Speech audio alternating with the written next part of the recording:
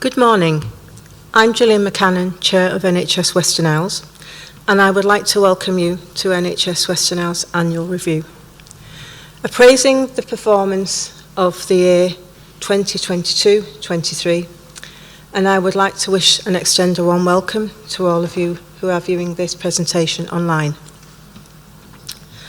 An NHS Annual Review is the formal event where health boards are publicly held to account by Scottish ministers, by reviewing achievements, challenges over the year and outlining future plans and innovation.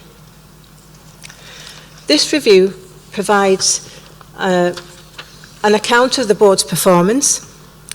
It's a key component of being held to account for the significant investment of money by the public that is made. During the pandemic, the board was unable to hold its annual review in public. However, it's nice to be able to present this to you today. You will hear from Mr. Gordon Jameson, Chief Executive, on the services delivered to you and your families during that period of 22-23. At the end of the presentation, if time permits, there will be an opportunity for you to raise any questions in relation to the board's performance.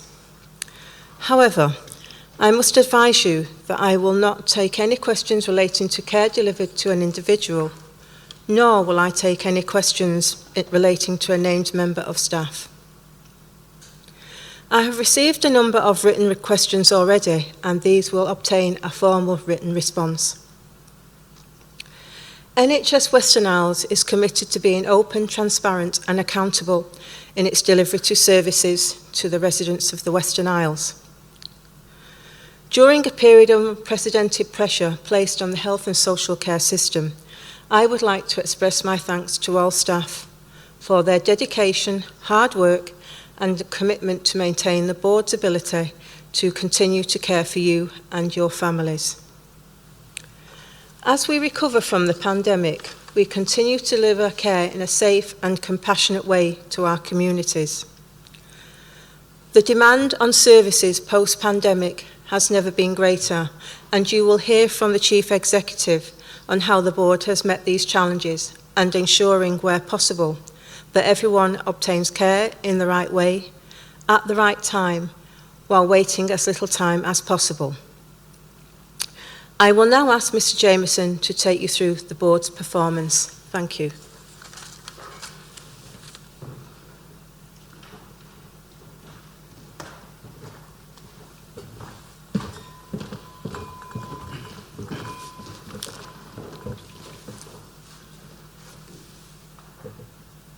Okay, good morning everybody. Can you hear okay?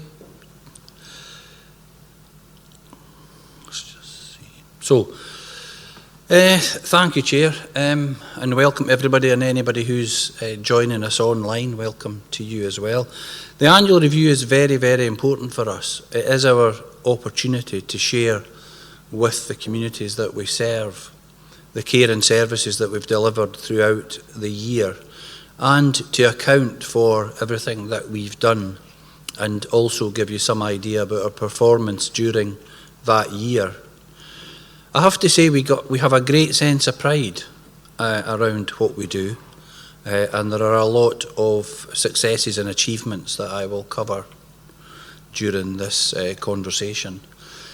There is always more to do, and I'll also highlight some areas where we've got work in progress and priorities for the future. It's important just to be clear at this point that the annual review that we're talking about today, this one is for the year 22-23, and that's mainly what we'll cover during that. Just by way of introduction, it's important to just remind everybody that we are one of the most remote health boards in Scotland. It was noted in the most recent census in 2022 that we've got just over 26,000 of a population living throughout our islands. However, this is a 5% decrease on the census that was carried out in 2011 and is the highest percentage population decrease in Scotland. Population decline, and it's important for me to say this because as a a group of islands and as a community across these islands, we really need to understand and grasp the problem of population decline. It is the single biggest threat that we face and will face in terms of the sustainability of health and social care services and services across the voluntary and third sector. And it's important just that I mention that at the outset. It's something that we all have to try and resolve. No one agency or no one organisation can deal with the population decline. In 2018, the number of births, we monitor the number of births. It was 206 in 2018, and by 2022 we've only got 182 births. And over the years we've seen a very steady decline in that. Over the same period, we've obviously had a number of deaths in our community, sadly, and that has increased from 356 to 434. And you might be wondering why does he mention that? It's important to mention it because it means that for every death, we only have 0.42 of a birth. So the balance there is completely out, and obviously that is contributing to the population decline. We also have a outward migration, and that's one of the areas that we have to concentrate on. We know that a large percentage of our young people in the main, I think the last time it was that I heard of the measurement, it was about 54% once they leave school, they leave the island. And that 54% leaving the island is a loss of our people, our skills, possibly their future, because quite a lot of them who leave for good reason, for higher education and university, they don't necessarily, the figures would show that they don't come back. So that's a major issue for us as well, and really the impact of all of that is we don't have enough people on the islands just now to meet all the employment demands that are there. The other factors that we focus on, and they're relevant to our performance as an organisation and our ability to grow as an organisation, is the issue of transport and transport infrastructure. It is very important for people to be able to get to the islands. It is very important for people to be able to move between the islands, and we send a lot of patients off island for care and treatment. And really, at the moment, our flight and ferry options and timetables have somewhat diminished over the years, and they pose another significant challenge. One other area that we are concerned about is 0 to 3 childcare provision. That would appear to be an issue across our islands, and that does impact on recruitment. Clearly, it's obvious that the availability of that 0 to 3 can impact on people's ability to work. All of this means that we have increasingly less people available to work on our islands and to provide our services in the long term. At the same time, we have more people over the age of 65. Many move to the island, which is great. People come here to retire, to have a change of scenery, have a change of the pace of life, and they come here and join us as a community. The higher percentage of the older population that are here, many of them are not actually looking for employment. They've retired, they're financially stable, they want a different lifestyle, and they come and enjoy the islands and our communities, which is great for us and it's great for the economy. However, having people coming and join us, it means that that older age population puts increasingly and significant demands on our health and social care system, and we need to plan for that as we move forward, and having a workforce to do that, of course, is critical. So in summary, of course, as a health board, our primary function is to help people to live longer and healthier lives. I mean, that's one of our main reasons for existing, and many of our efforts go into that. But sustainability of the services is at risk due to our inability to recruit and the increasing demands from an ageing population.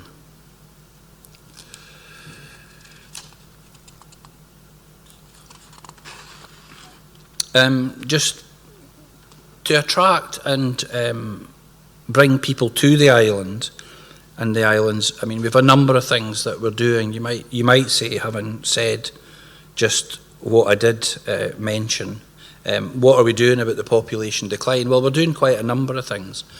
We've significantly increased work experience. We had more summer placements than we've ever had before, which is really, really good to give folk exposure to the health service. We've got an increased number of apprenticeships, which is really, really important to grow our own people. We've got very proactive and different ways of trying to recruit people and then retain them. We give people help with relocation, and we're still exploring the possibility of 0 to 3 childcare options. We haven't concluded that piece of work yet. So it's not as if we are just hoping that the population decline will sort itself, because it won't. Every organisation and community in the Western Isles has got a role to play in that. This is the first annual review since the pandemic, and I and the full board would like to express our thanks to all our staff across the Health and Social Care Partnership, and to the many, many volunteers that helped us through the pandemic. Their commitment to us was unwavering through every demand that we made, every ask we had of our staff, and everybody working with us was met without hesitation. I'd also like to take the opportunity to thank the public for their cooperation through the pandemic. We made many requests, many asks, and there were many, many restrictions that people had to bear, and I would like to thank everybody for their contribution to that. We saw the peak of the pandemic in 22-23. I mean, people might be thinking, why is he talking about the pandemic now? It's because the year in question was a peak year for us. We saw the highest number of cases in 22-23. There were 9,500 cases of COVID that were requiring care and support, and that was the highest in any year period. We were dealing with up to 10 outbreaks at a time, clusters in our communities, outbreaks in different places.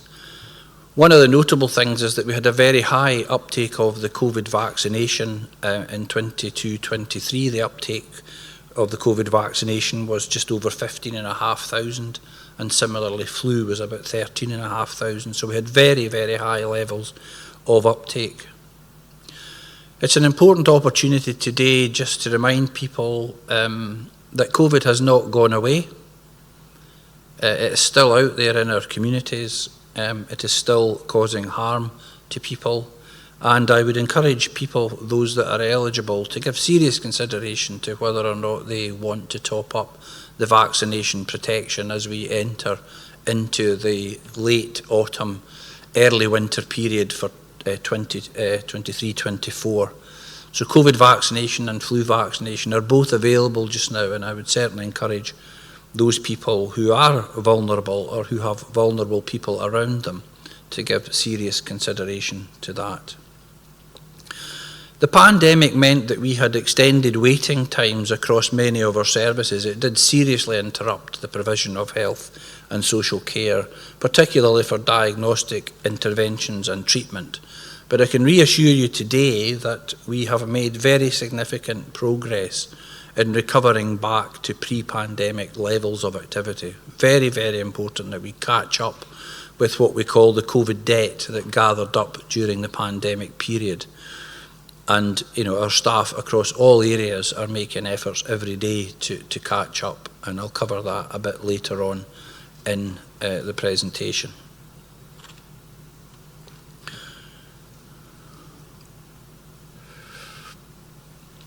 That slide just shows you, the different levels of vaccinations, different levels of staff vaccinations. But as I say, the main issue for us today is vaccination is still available, and as I said, people should give serious consideration to that. Each year and during any year, but increasingly now, we're having regular support visits from the Scottish Government. Clearly, they too want to hold us to account for our performance, to make sure that we're meeting national targets and we're addressing everything that we should be doing. So we had a number of visits in the period. John Burns, the Chief Operating Officer for the NHS in Scotland, he visited us in July 22, and John left very impressed with some of the innovative developments that we had in clinical practice. Some of these I'll cover just slightly later on in the presentation. Hamza Yousaf himself, now First Minister, then Cabinet Secretary for Health, visited in August 22, and again he was provided with the ability to meet staff and patients, very focused on meeting individuals and commending the board for the wide range of services that it provided, particularly highlighting the hospital at home service. And he also visited then the Goat Hill complex, which at that point wasn't quite finished but was very much nearing completion, and again he was very impressed with that development that the Council and Hebridean Housing Partnership and others have managed to achieve at Goat Hill. The National Clinical Director, Jason Leach, he's a well-kent face during the pandemic. He visited us in August 22, and he took the opportunity to go to Barra. Very important there to see our facilities there and to make an assessment. Obviously, we are still looking at the best way to replace services on Barra, particularly the facilities, not necessarily the services. So he visited St Brendan's Hospital and the care home, and these were all three positive visits in that period. External inspection is also important for us. It's important that other experts come and look at what we do. And during that period, we had an adult protection service inspection in April 23. We had an Information Commissioner's audit done in December 22. And we have action plans that derive out of these visits. So the external bodies come, assess us, make recommendations, and we implement those in terms of action plans to drive improvement in our services. Just going back very briefly to some of the innovations that have been taking place during the period, we're continually exploring how to change our services and how to improve things, and we are actively pursuing innovation. The board has a very strong appetite and a good risk appetite when it comes to innovation and encouraging innovation in our services. Arthroplasty is the first thing I want to mention, and arthroplasty, as some of you will know, is the procedure to restore the function of a joint, and it's predominantly done by joint replacement. And we've been very successful in terms of the introduction of the arthroplasty practitioner, working with various teams, mainly, as I say, hip and knee joints, and actually trying to make the patient experience improved, a good outcome. And one of the main achievements there is that joint replacement patients are now going home 2 days after the surgery, which if you go back a decade or more was probably unheard of.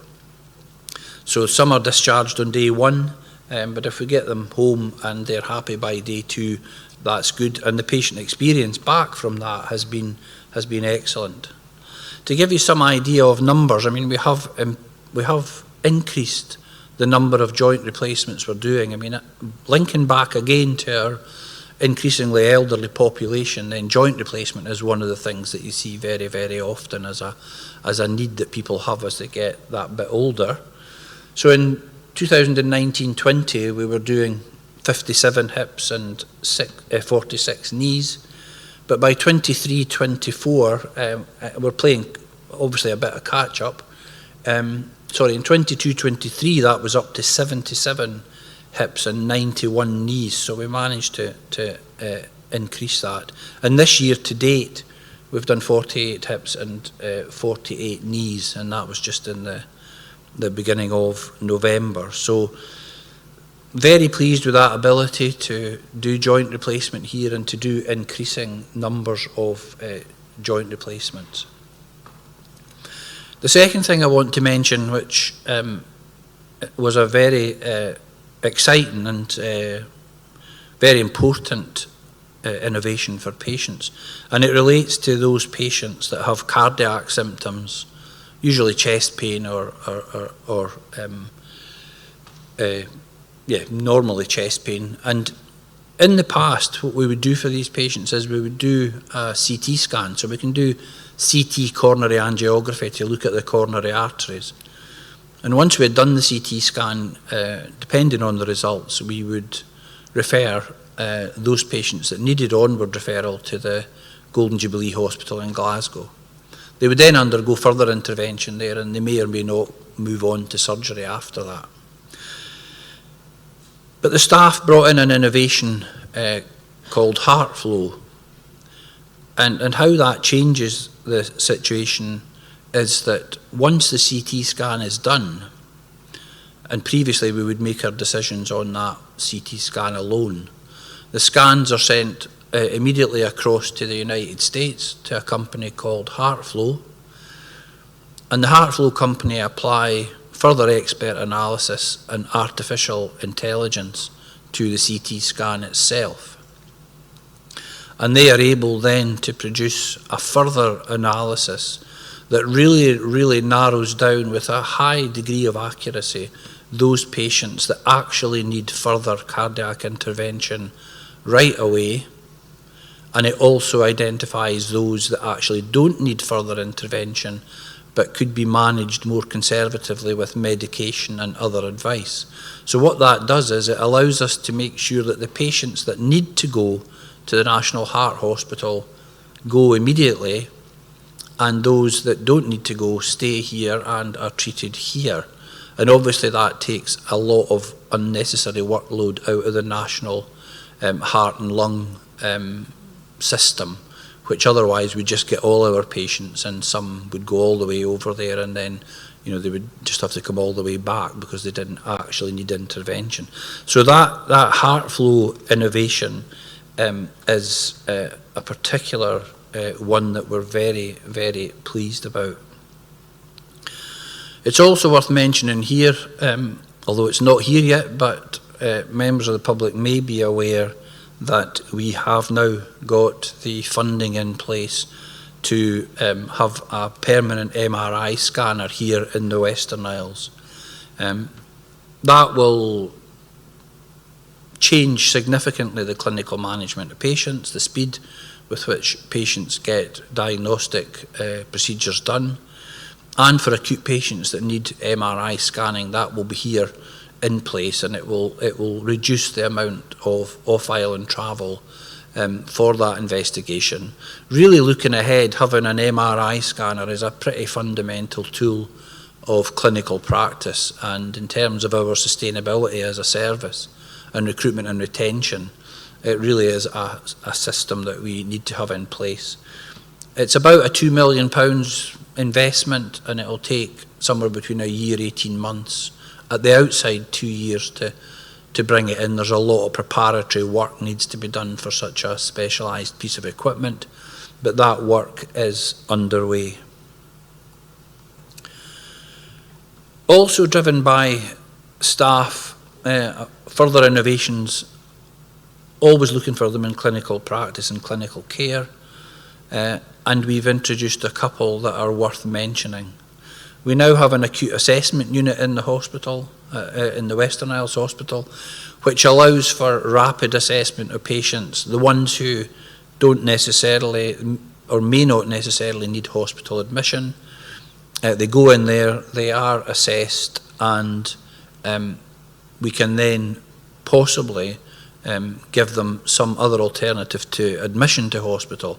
There are many other professionals now that are available to support people in the home, which, if possible, is what we want to do.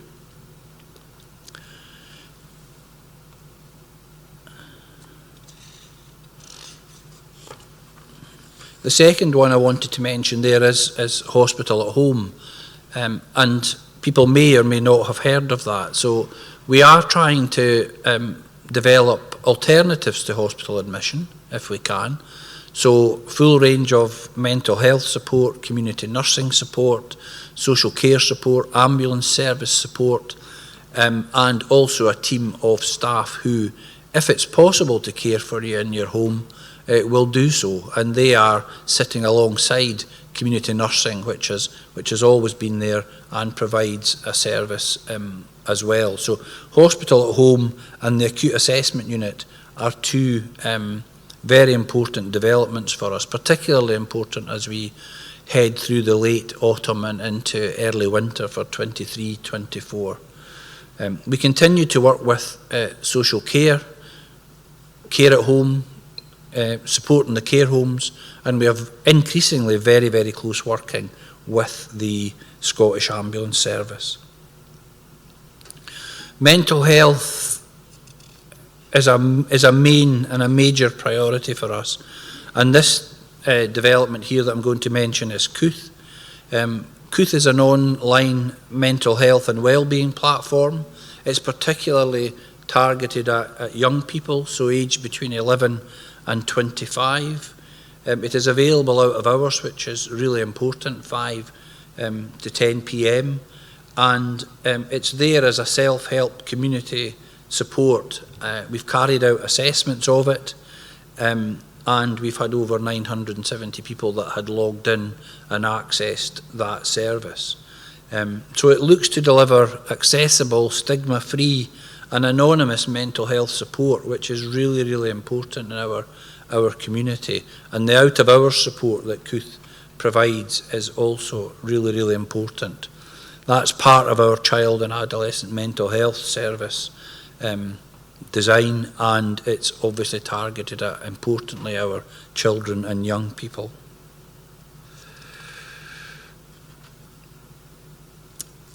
Just a mention just before I go on in terms of child and adolescent mental health.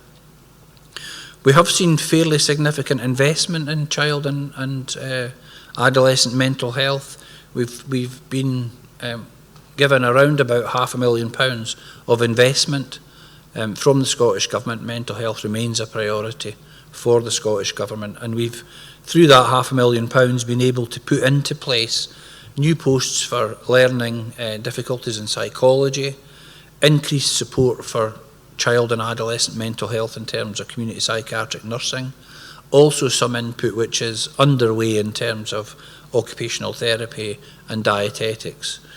Some of these are in place, some are still looking for recruitment. So there's more to do in mental health. We have a strategy which is well implemented. The one area that we're still pursuing, and we're pursuing through the year in question and still doing work on that, is trying to get a new service level agreement with a mainland health board for acute mental health inpatients. That's necessary to be able to transfer those patients that need transferred for very specialist acute mental health to an appropriate mainland facility, and that remains an important piece of work for us to do in terms of mental health.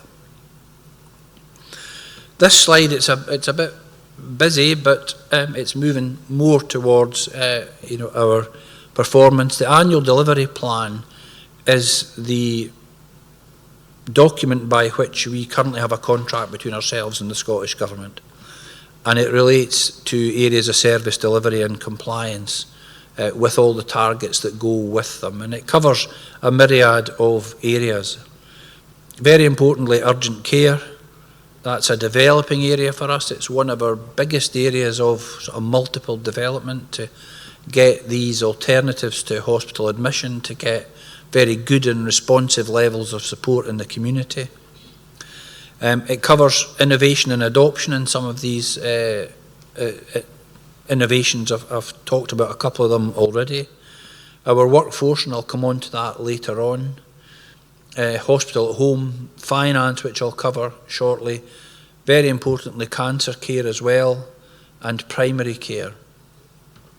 In terms of primary care, our work continues in relation to the new General Medical Services contract, which is the new GP contract, and the subsequent memorandums of understanding. There are 2 of these, 1 and 2, and they've been in place for some time now. The areas that we're concentrating on in terms of developing and supporting primary care Our pharmacotherapy, and there's been many developments in terms of community-based pharmacists that are now in place. Community treatment and care, very good progress made. Community treatment and care was part of the agreement that moved a lot of the support that was normally given in general practice by practice nurses and others over to the health board to provide through its resources and its own staff. That's now that's been transferred, and there are different sites where you can go for that community treatment and care. Vaccination transformation, all vaccinations were transferred to health board responsibility, and that vaccination transformation programme is now complete. And part of the drive forward to improve primary care was to have additional professional roles and bring these into place so that the general practitioners themselves could become expert generalists, and in fact they would be able to see those patients that really need to see them as a doctor, and there would be other support staff in place to see patients for other reasons that didn't necessarily need the general practitioner themselves. So this is about freeing up the time of the GP to see those patients that need them. There's also in there around about urgent care, and we continue to do everything we can, as I say, developing new roles and new services. Planned care, it's a priority just now. It always has been a priority, but now we're being asked to take additional measures to protect planned care, to make sure that as far as possible our elective planned operations, surgery, are not interrupted by the other things that are going on in and around the healthcare system. And so we do a lot of work and have been very successful in managing to protect planned care. We also have work ongoing in dental services. Dental services have also been recovering following the pandemic, and the main development for us that went on through this period was the creation of new facilities in the Euston Barra Hospital, where a new dental hub is being created. That work was interrupted in terms of its progress by the pandemic. However, we do expect completion of that in the spring of 2024, and that'll be a welcome development in Euston Barra Hospital, and it will give us a new dental service there. The annual delivery plan also covers sustainability and the climate emergency, which is as we all know, a very real challenge. Nobody has escaped the impact of climate change in terms of what it's doing around the world and what it will do here in the Western Isles if the deterioration and the temperature rise continues. So we as a health board and as a system have a key role in terms of our sustainability agenda in reducing our carbon footprint, in being more energy efficient, and doing, and waste disposal, doing everything we possibly can to make a demonstrable contribution to protecting the environment. The other slide here, not quite as busy, but winter planning. It's really quite timely to talk about that just now, because here we are in November. It's getting cold. We're in that very late autumn, early winter period, and during the winter we've got specific areas of concentration. We know that we'll see increased demand. It's busy all year round, but there is a particular seasonal increase that comes through. So we work very closely with the ambulance service, social care, and all our staff to be as resilient in terms of how prepared we can be as possible. So winter has some specific areas. Hospital at home is one of them, and some other services, particularly how the ED runs and how the acute assessment unit runs. They're all important parts of the winter plan, and how our community and social care services can continue to run through that period. So winter planning has its own part of the annual development plan, and every year we revisit that, learning the lessons from the previous year, and preparing ourselves for what's to come forward.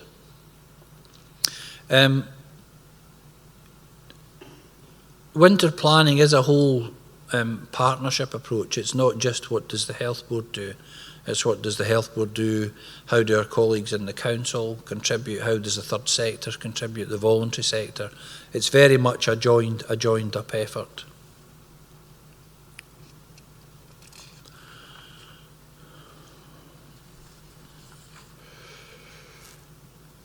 Okay, so just moving on into specific parts of our performance. I hope you can see that slide.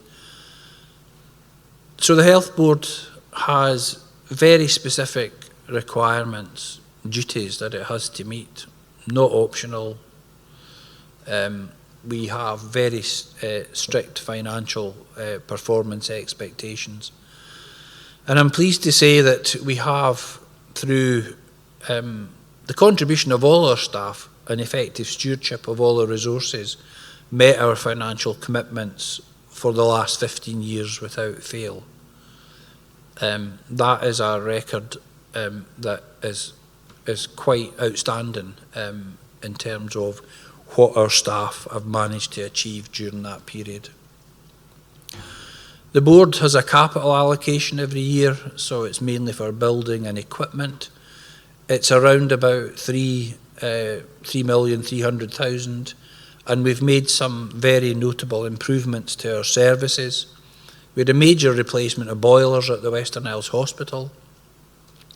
The boilers that were in were the ones that went in when the hospital was built, and they served us exceptionally well, but everything comes to an end and the boilers were needing replaced, so there was a very significant £1.5 million investment there. The Euston Barra Dental Hub that I mentioned, that's a very significant investment. It also sees some changed resuscitation facilities within the hospital as well as the dental hub, and that's just over £500,000 of investment in there. We also have ongoing work in St Brendan's, and we've got improvement assessment going on there just now. And we've made some investments in new digital X-ray equipment, which is very important for Euston Barra Hospital, and orthopaedic instrumentation, which is also extremely important for us. In ophthalmology, we've bought some additional equipment, and we've also importantly got to turn our attention to how protected we are in terms of our IT infrastructure, planning and preparing and defending ourselves against cyber attacks, etc. So there's been significant investment, nearly £100,000 at the moment, into that.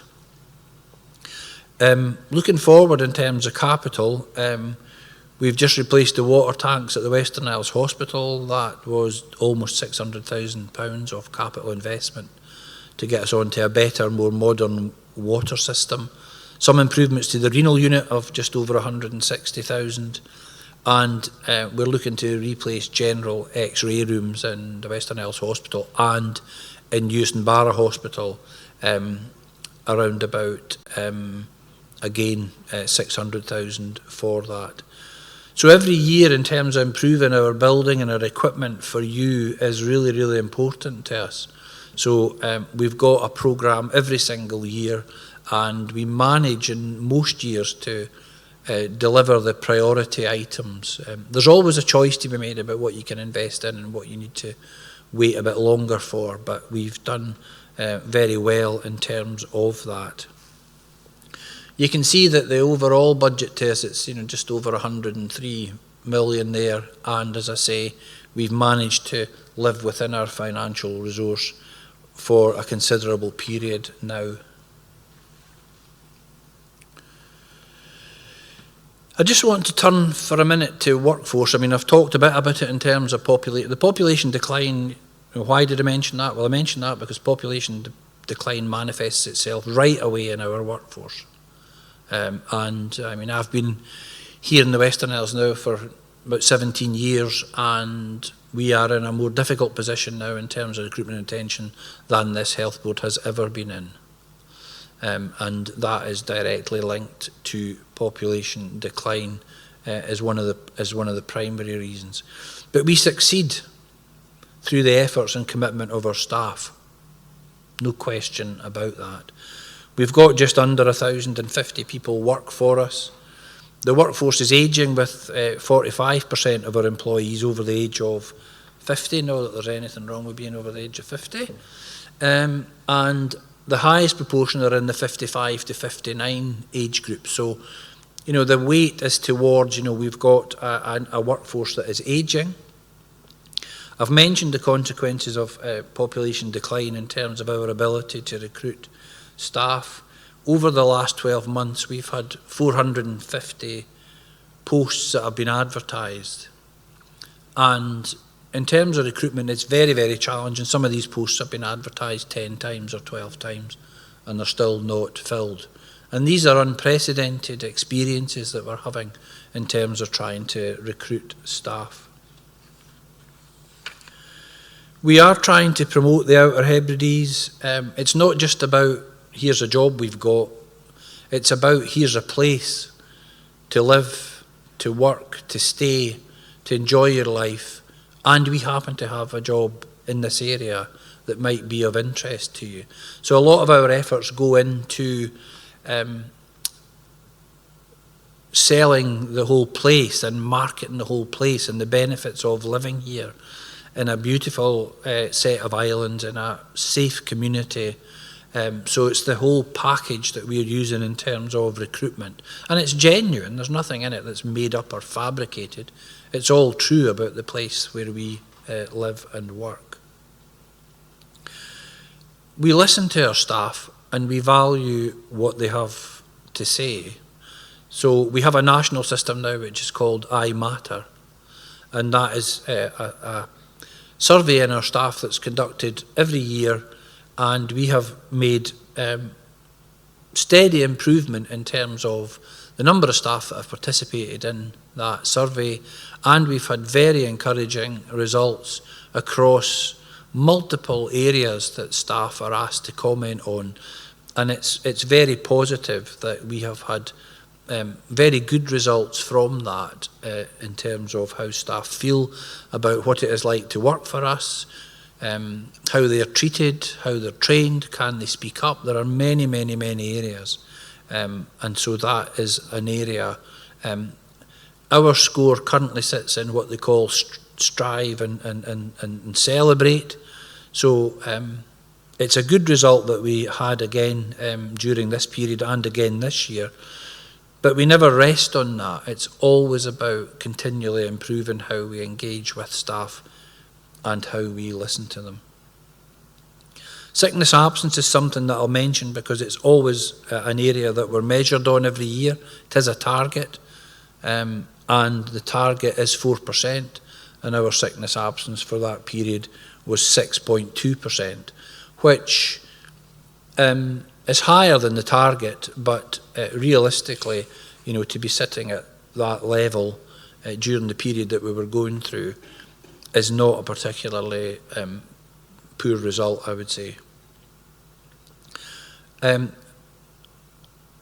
So it does fluctuate, sickness absence, but as I say, we as an employer see our role as supporting staff to be healthy and at work, and so that's our primary objective, is to be an exemplar employer and to support people when they have ill health and challenging health, and to get them back to work.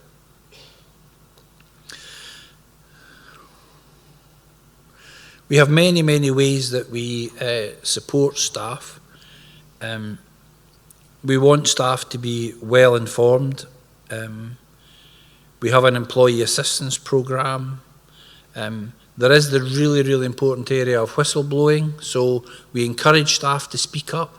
If staff have concerns, they must feel able to raise them, and they must know that they will be listened to and that action will be taken if they raise areas of concern.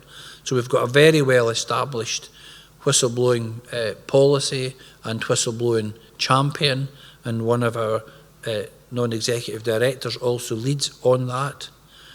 It's important for us that staff are appropriately trained, so we spend a lot of time every year making sure that we have online learning, face-to-face learning, staff development programmes and mandatory training.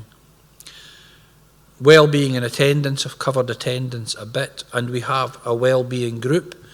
Staff wellbeing was always something that we focused on, but during the pandemic it became much, much more of a priority issue for us to make sure that staff were being cared for and supported, and we put in many, many additional ways to do that. We set up a staff wellbeing group, and that remains. And although it was set up during the pandemic, I don't ever see the focus on staff wellbeing ever changing or ever reducing. We've had a renewed focus on it, and that needs to stay. We've got physical health programmes, we've got women's health, we've got a 3-year workforce plan, which we visit every year and refresh it. And as an employer, and it links back to some of the comments I've made about difficulties in recruitment, then we're becoming increasingly more flexible as an employer. So we've got many, many different ways that we can work flexibly with employees. And again, that helps people be able to come forward and to be able to work for us. So staff support and staff well-being really at the forefront of what we do, because we success or fail through our staff, and it's really, really important that they feel supported. Just turning on now to the main purpose of today is to share with you our performance for the period. And there are some areas that are key priorities for us that we're measured on and that the Scottish Government hold us to account for. And the first one there to mention is the very important area of cancer waiting times. And there are 2 targets there, a 31-day target and a 62-day target. And you'll see there the performance during there. The target is 95% of people will be seen within 31 days. That is usually for diagnostic intervention and assessment. And you'll see that we've achieved 100% in that area, and that's been maintained to date. The second part of that is the following 31 days, where they're supposed to have, subject to the diagnosis, started treatment, and that takes us up to 62 days. The target is 95%, and our current, the performance for that period in March 23 was 56%. So that was below the target, significantly below the target. Most of that, if not all of it, is to do with the fact that once you're going into that second 31-day period, most of the cancer treatments or surgery and interventions are in other health boards, and therefore there is increased waiting that patients will experience due to general system pressures and every other system in Scotland trying to catch up. So we do then see some reduction. It is small numbers. We're not talking about hundreds of people. We're talking about a very small number overall. But nevertheless, any delay for any individual patient is a delay too long. So we're focused on that continuously with people that track, staff who track the progress of these patients. To date, we're up to 67%. So it's higher. It's not yet at the 95%, but that may only represent 1, 2 or 3 patients. We, as I say, have lower numbers. Extremely important is accident emergency department, whichever term you want to use for that area. The national target is that nobody should wait longer in the accident emergency department from presentation to discharge, no longer than 4 hours. The national target is 95% for that, and we achieved, just over almost 99%. And in fact, to date, we're up at 99%. The accident emergency department has had consistent performance in that target. And, you know, the staff and everybody who supports the accident emergency unit in or out of hospital are to be commended for making sure that patients are seen as quickly as that.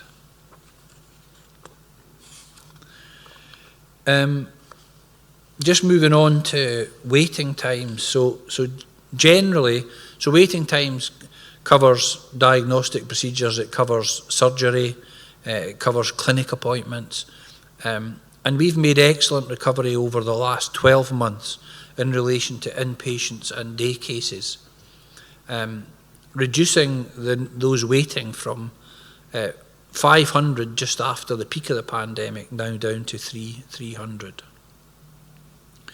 In March 23, we did see suspension of elective operations because of a COVID outbreak. We were hampered on and off during that period by outbreaks, which, because we are only one hospital and there are no other neighbouring hospitals, unlike almost all health boards on the mainland, we have nowhere else to send people.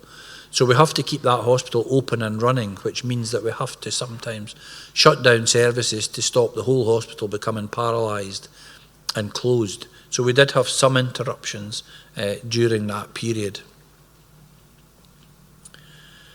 You'll see on there some of the target achievements. So the 12-week waiting time guarantee, the target is 100%.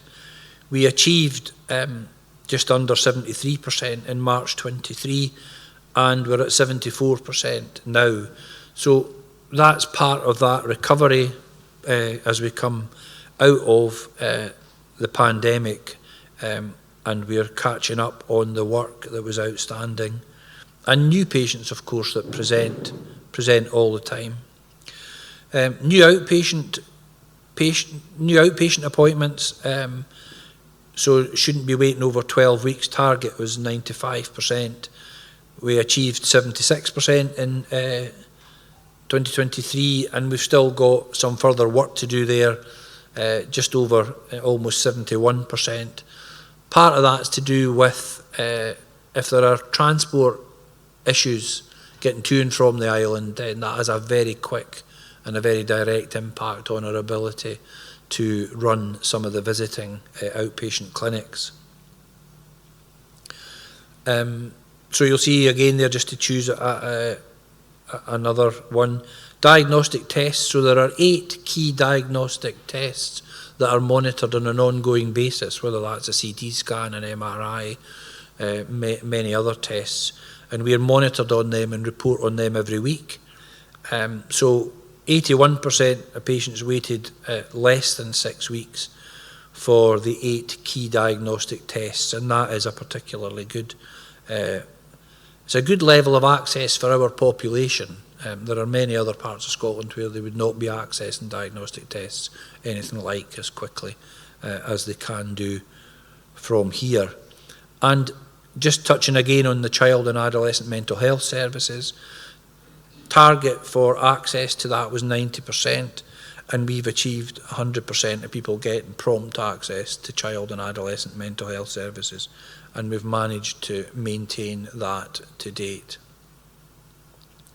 There are some areas of pressure for us, so urology, ENT, we're always under pressure, and that does come from the pressure that our colleagues that work with us on the mainland are experiencing. But these waiting times, targets and performance hopefully will reassure you that we're making very, very good progress. The outpatient ones, just to give you some examples, so if you're waiting for a cardiology appointment here, you'll wait on average 2.1 weeks, so it's very quick. Paediatrics, 3.9 weeks. Ear, nose and throat, it's 10.1 weeks for an appointment. Gynecology, it's 5.5 weeks. So there is a bit of a range, but out of all of these, it should hopefully reassure you that the population here gets prompt access to the services that people need.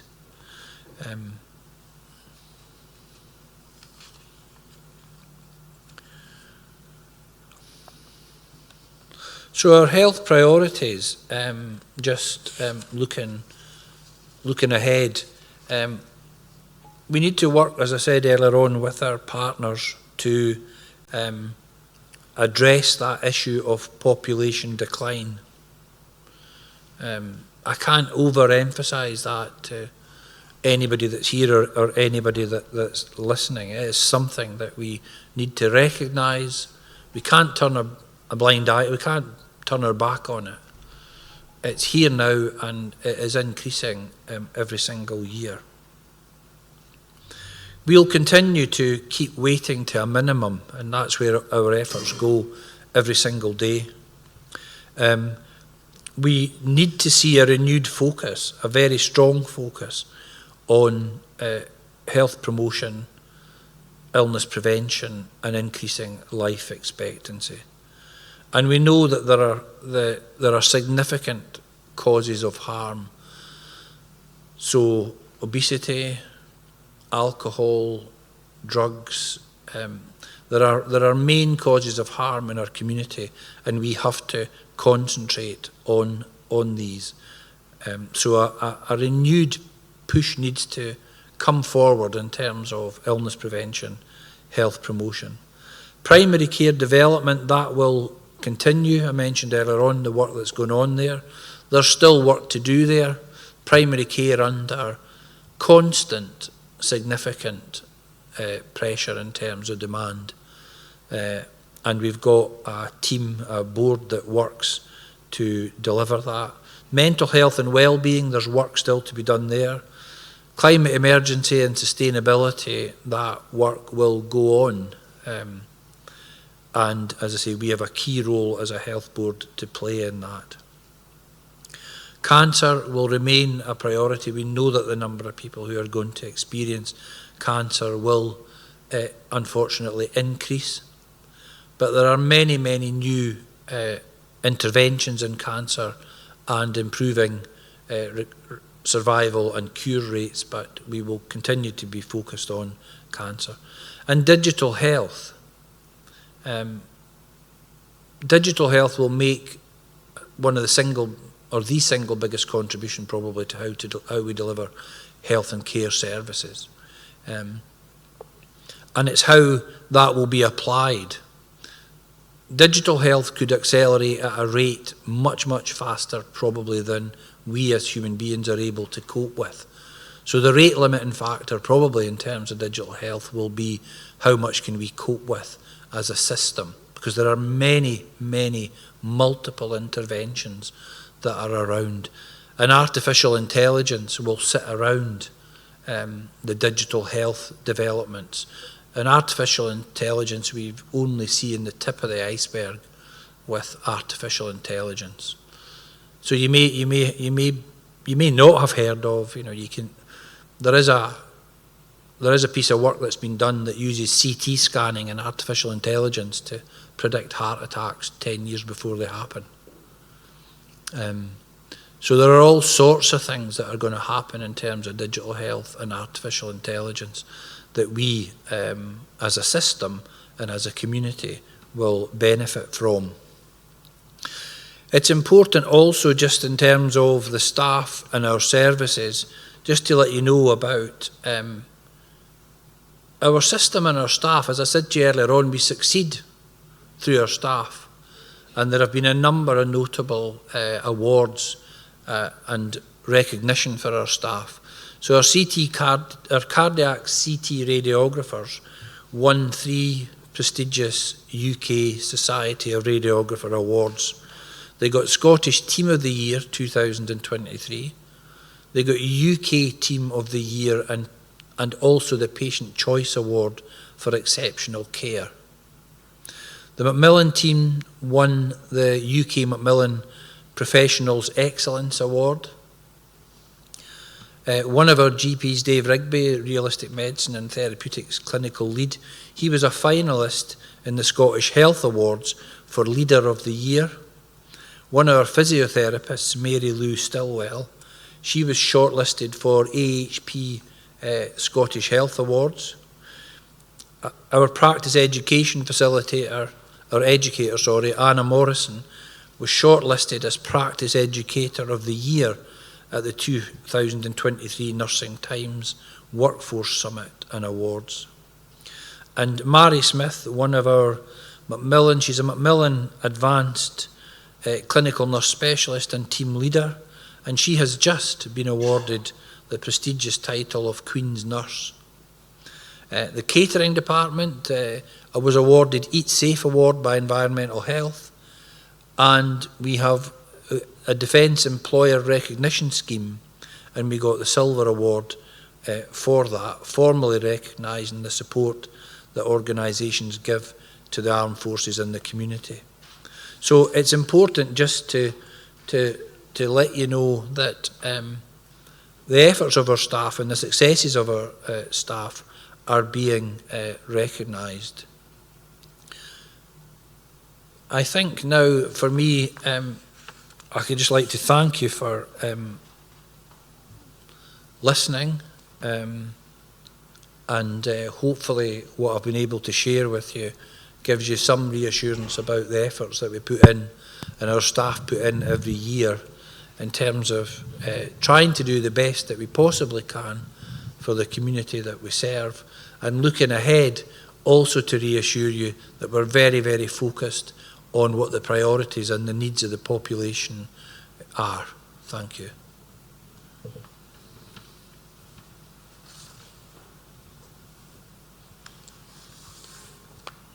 I think now Jill's going to come back and maybe give you the opportunity to take questions.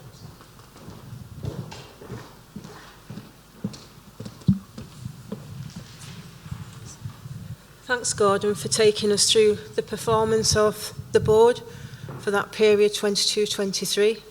I'd like to open the audience up for questions. If you would like to have any questions, please don't be afraid to ask any questions from either us or Gordon or any of the executives that are present at the front of the seats.